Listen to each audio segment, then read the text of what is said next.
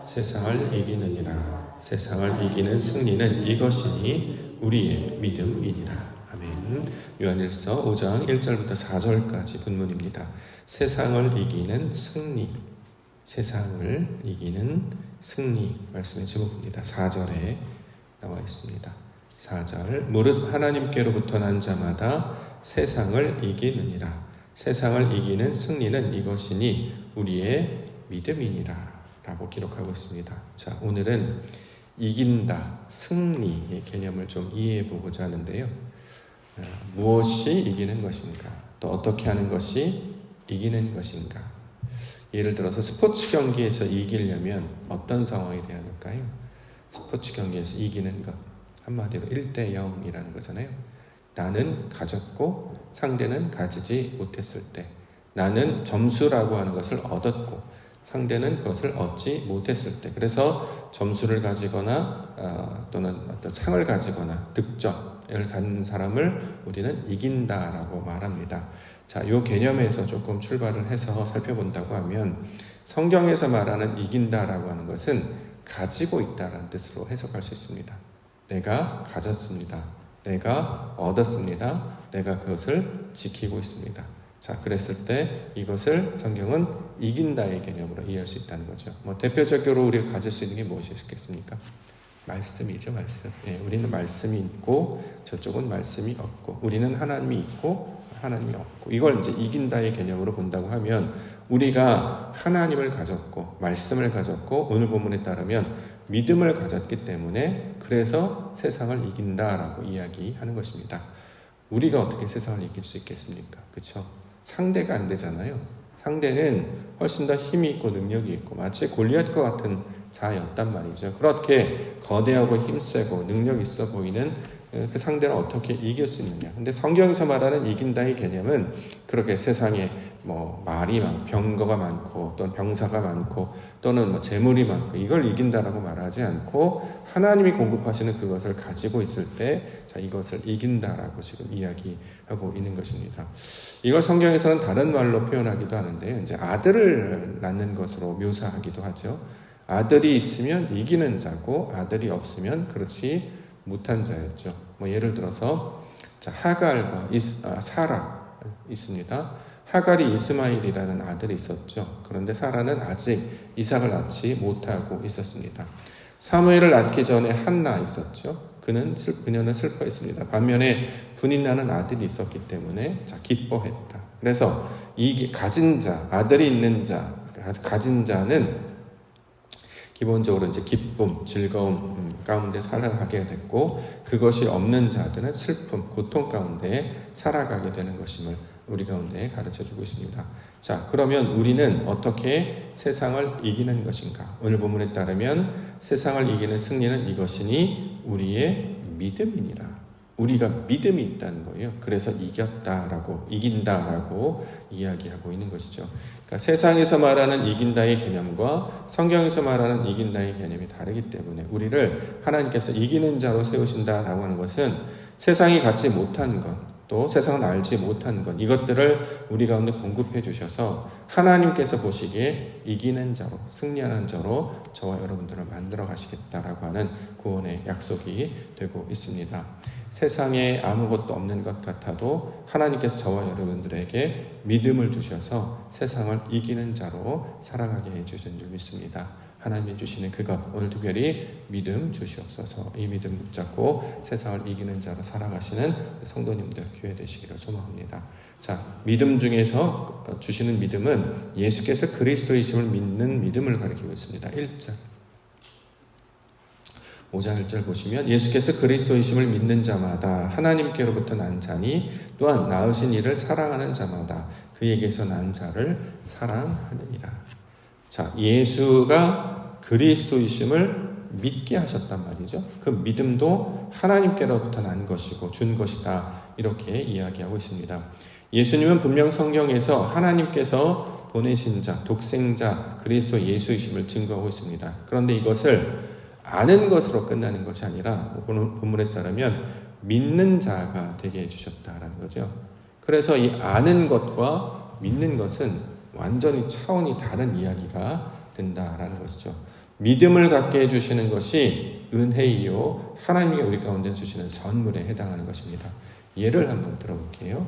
자, 옥토교회를 다니고 있습니다. 여러분들은 최대한 목사를 알고 계시죠? 예. 옥토교회를 다니면 최대한 목사 아는 거잖아요. 근데 아는 것 말고 그렇다고 믿으십니까? 요건 다른 차원이라는 거예요. 예. 옥토교회를 다녀도 목사님 알아. 그분 담임 목사님 하시잖아요. 예. 좀 젊어 보이대. 뭐 이런 정도.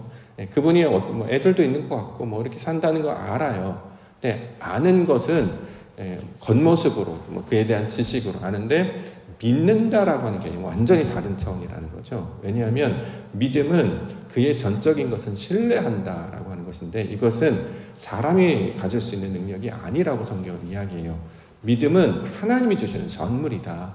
그래서 우리가 이제 학습과 세례를 할 때도 이걸 약간 구분하는데 학습이라는 제도를 두었죠. 학습은 뭘 말하냐면 아는가를 물어보는 거예요. 예수님을 아느냐, 하나님을 아느냐, 성령님을 아느냐. 그러니까 모르게 되면 가르쳐 주죠. 하나님은 어떤 분이시고 또 예수님은 어떤 분이시고 성령님은 어떤 분이신지. 그래서 학습할 때의 내용을 가만히 보시면 다 지식을 전하는 가르치는 일을 한단 말이에요. 그런데 이제 우리가 세례를 받습니다. 세례는 뭐냐면 그래서 그 아는 지식을 믿느냐를 물어보는 거예요. 그렇죠? 알긴 알아도 안 믿는 사람들이 많기 때문에 그렇습니다. 믿는다라고 하는 것은 전적인 신뢰, 그가 하는 모든 것들을 믿고 따르고 그와 같이 살 것을 고백하고 있는 말이기 때문에 그렇죠. 그래서 세례를 받을 때는 그래서 믿으십니까?를 물어본다는 거죠. 그래서 우리는 아멘으로 대답하게 됩니다. 그런데 성경은 이 믿음을 하나님이 주시는 선물이다 이렇게 증거하고 있습니다. 에베소서 2장 8절 너희는 그 은혜에 의하여 믿음으로 말미암아 구원을 받았으니 이것은 너희에게 난 것이 아니요 하나님의 선물이라. 그래서 어떤 사람을 아는 것은 얼마든지 할 수 있어요. 그런데 어떤 사람에 대해서 믿는 지경까지 나아가는 것은 매우 어려운 일입니다. 그 사람을 믿게 되는 상황 가운데 나아가려면 어떤 관계가 되냐면 사랑하는 관계가 돼야 돼요. 그런데 오늘 본문에서 예수 그리스도께서는 하나님께서 난 자요 그가 사랑하시는 자임을 알게 되었고 그의 사랑을 우리가 받아서 우리도 그를 사랑한다. 그러므로 이것이 세상과 구별된 우리에게만 주신 하나님의 특별한 선물, 우리가 1이라는 것, 득점, 점수를 얻었고 목표를 얻은 자, 그래서 이걸 이겼다라고 말씀을 하고 있다라는 거죠. 이기는 자의 특징이 뭡니까? 기뻐해요. 아싸 이렇게 된다는 거죠. 우리 하민이랑 지난주도 공놀이만 오는데 아싸 이런 기뻐요. 네. 상황은 달라진 게 없거든요. 근데 가졌다라고 하는 내게 있다, 내가 그걸 간직하고 있다라는 그 개념을 가지게 되면 승리하는 자. 그러니까 세상을 두려워하지 않게 되는 이유가 뭐냐면 우리가 가졌기 때문에 그렇다는 거죠. 가졌기 때문에 기뻐하는 자와 아무것도 없는데 기뻐하는 거는 다른 이야기잖아요. 그걸 거짓이라고 이야기하고 이걸 외식이라고 이야기합니다. 자, 내용이 없어요. 실제가 없습니다.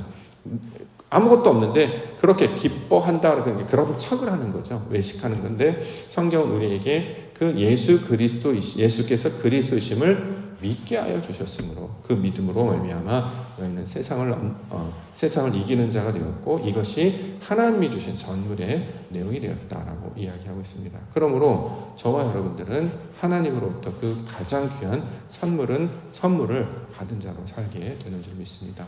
그래서 예수 그리스도를 믿는 자들의 특징을 가만히 살펴보면 잘 믿어요. 네, 잘 믿습니다. 우리 잘 안 믿잖아요. 다 의심하고 거부하고. 왜 그러냐면 소위 말하는 배신당한 거, 실망한 거. 근데 사람은 연약하기 때문에 잘할 수도 있고 못할 수도 있습니다. 그런데 우리가 어제 그제 계속 살펴보는 거, 하나님께서 우리를 껴안아 주신단 말이죠. 마치 아이를 안아주는, 안심을 시켜주시기 위해서 그래서 우리의 보호자가 되시고 요새가 되어주신단 말이죠. 근데 그렇게 껴안아 주실 때 그가 안심을 하고 또 그가 누릴 수 있게 되는 그 평안이 왜 나오냐면 아무것도 하지 않았잖아요. 아기는 존재만 있을 뿐이지 뭘 하지 않았습니다. 그가 공부를 잘할지 또는 어떻게 좋은 일을 할지, 그러니까 무슨 행위를 하고 하지 않고에 대한 어떤 결과치의 가치를 매겨서 안아주고 안 안아주고 그런 개념이 아니고 하나님은 그 존재 자체로 우리를 사랑하시는 분이다라는 거죠. 그 지지감, 그 사랑이, 그 보호하심이, 그 은혜가 우리를 살게 해 주신다라는 거예요. 그래서 이것을 생명을 가진 자, 살아있는 자로 말씀하고 있다라는 것이죠. 그래서 하나님의 구원이 이미 우리에게 믿음의 선물을 통해 나타났기 때문에 그 믿음은 새로 힘이 될 것이고 소망이 될 것이고 하나님이 주는 이 능력이 되어서 세상을 능히 감당하고도 나아가는 그 담대함으로 나아가게 된다라는 것입니다. 그래서 성경은 우리를 향해서 진 사람, 패배자라고 말하지 않고 너희는 이기는 자다. 그리고 이제 요한계시록에 보면 이기는 자는 성령이 교회들에게 하시는 말씀을 들을지어다. 이렇게 우리 가운데 주셨는데 이것이 하나님께서 우리에게 공급하시는 선물임을 기억해야 할 것입니다. 그러므로 두려워하지 말아야 된다는 거예요. 이겼는데 골리앗도 악무성을 했잖아요. 다윗이 그런 것처럼 세상이 나에게 자꾸 겁을 줘요. 너 이거 있어? 너 이거 했어? 너 이거 뭐야? 이렇게 물어봐요. 그게 있든 없든 무슨 의미가 있어요? 하든 안 하든 그게 무슨 의미가 있어요? 하나님 모르는데, 그렇죠?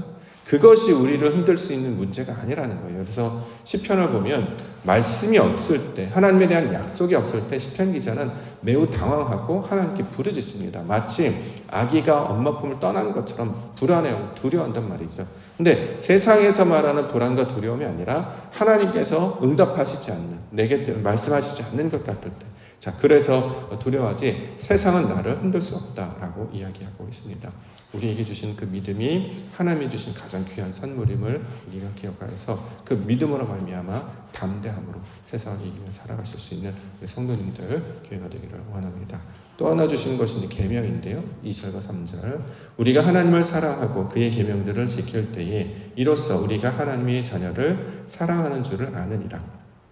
하나님을 사랑하는 것은 이것이니 우리가 그의 계명들을 지키는 것이라. 그의 계명들은 무거운 것이 아니로다. 자, 계명이라고 게 말씀인데 본질은 뭐냐면 간직하다, 가지고 있다 이런 뜻이에요. 보면 여기 지킬 때, 지키다, 간직하다, 보존하다 이런 것이니까 우리 안에 하나님의 말씀을 받아들이고 있는 상태, 영접한 상태, 이걸 계명을 받는 거, 계명을 지키는 거예요. 우리가 행동이나 몸으로 보여주는 것이 아니라 내 마음 가운데 그것을 품고 있다라는 것이죠. 이걸 다른 말로 번역을 하면 약속을 기억하고 있는 상태, 주님이 주시는 말씀을 내 마음 가운데 붙들고 있는 상태. 예를 들어서 우리 자녀들에게 엄마 아빠가 사줄게, 이 약속이잖아요. 엄마 아빠가 데리러 올게, 약속이잖아요. 올 수도 있고 안 올 수도 있고 이게 아니잖아요. 반드시라는 것이고 매우 빠르게, 머지않아. 그러니까 말 잘 들으면 그런 거 아니에요. 하나님께서 하겠다라고 약속하시면 매우 빠른 시일 내에, 왜냐하면 아이들이 기다리는 데 한계가 있기 때문에 아이들이 너무 길지 않게 그 인내와 이런 것들을 시험하려고 하는 것이 아니기 때문에 내가 데리러 올게, 다시 올게, 내가 너희를 지켜줄게, 내가 너희를 붙잡아줄게 하는 그 약속을 지키고 있는 것. 그래서 그 약속을 가지고 있는 애는 잘 버텨내죠. 그래서 이제 어린이집 같은 데 연습을 해보면 끝나고 나면 엄마 아빠가 올 거라는 약속을 아는 아이와 안 온다라고 알고 있는 아이와는 차이가 있잖아요. 그렇죠?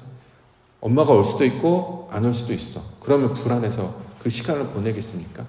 두려워하고 걱정하고 근심하고 뭐에 힘도 없고. 그런데 엄마가 금방 올 거야 라고 하는 아이들은 그것을 즐긴단 말이죠. 그렇죠? 아이들, 친구들 만나기도 하고 선생님 말씀 잘 듣기도 하고. 그래서 약속을 가지고 그가 오실 것을 기억하고 있는 자와 그렇지 않는 자의 차이가 아이들을 통해서 나타나고 있는 것처럼 세상에서 살고 있는 저와 여러분은 똑같은 모습이다라는 거죠. 주님께서 오신다고 하셨잖아요. 반드시 오실 줄 믿습니다. 하나님께서 우리에게 좋은 것으로 채워주신다고 하셨잖아요. 그럼 정말 그렇게 해주실 줄 믿습니다. 왜냐하면 하나님은 좋으신 분이시기 때문에, 선하신 분이시기 때문에, 반드시 약속을 지키시는 분이시기 때문에. 그 약속을 어떻게 지키느냐? 자신의 가장 소중한 아들을 보증하셨어요. 아들을 가지고 약속하셨어요. 그걸 십자가를 통해서 보증하셨기 때문에 이건 반드시 되는 이야기다, 이렇게 설명하고 있다는 거죠. 그 믿음을 가진 자들을 성경에서는 이기는 자다, 이렇게 설명하고 있습니다. 저와 여러분들이 그 이기는 자로, 승리하는 자로 살게 하시려고 저 불러주셨고 말씀을 듣게 해주셨고 하나님의 약속을 듣게 해주신 줄 믿습니다. 그리스도를 아는 그 믿음을 가지고, 약속을 가지고 오히려 세상 가운데 걱정하거나 두려워하거나 염려하거나 근심하거나 또는 낙해지지 말고 넘어지지 말고 세상을 주님 주신 강력한 약속의 말씀으로 담대하게 승리하며 살아가시는 우리 귀한 승리의 하루가 되시기를 주님의 이름으로 축원합니다.